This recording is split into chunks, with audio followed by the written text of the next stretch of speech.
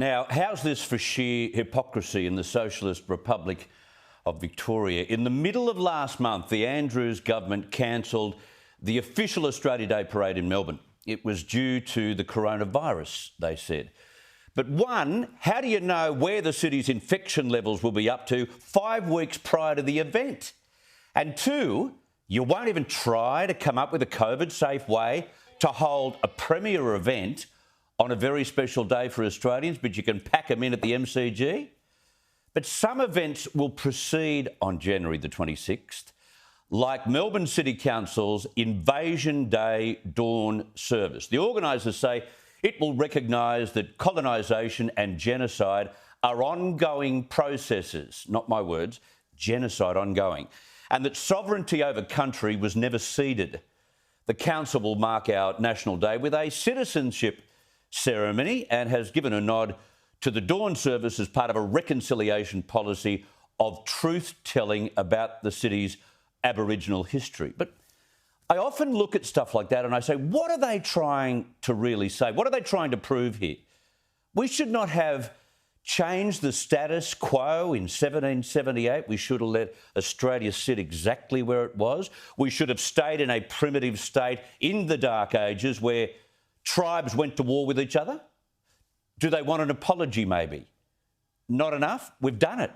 Do they want reconciliation? We've been doing our very best on that score for 50 years. Do they want official recognition regularly, maybe? Well, we have welcomed a country at each major event in a very respectful way.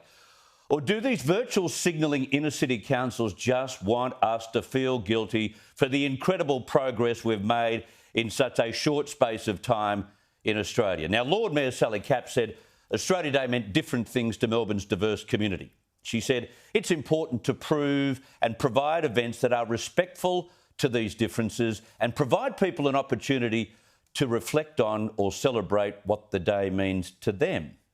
But on Australia Day, should we not come together and celebrate this great country and recognise those individual meanings? Well, Dr Bella D'Abrera from the Institute of Public Affairs disagrees with the Lord Mayor. She says the council is pandering to a minority of noisy activists, which tells us that we need to be ashamed of our country rather than celebrating its success. And I agree entirely. I wonder how many of the people attending the Invasion Day events have any ancestral links to local Indigenous groups, do you think? Not many.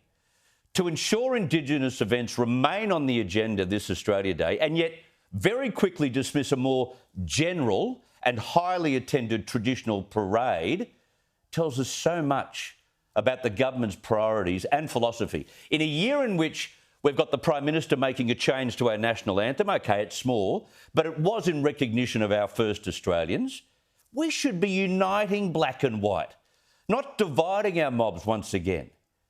Can we stop the guilt trip? Our kids are taught about the clashes, the mass murders that took place in early colonial history at school. I'm not so sure they're taught about how both Cook and Phillip set out to develop this new land in unison with the Indigenous people, but we can only hope that changes.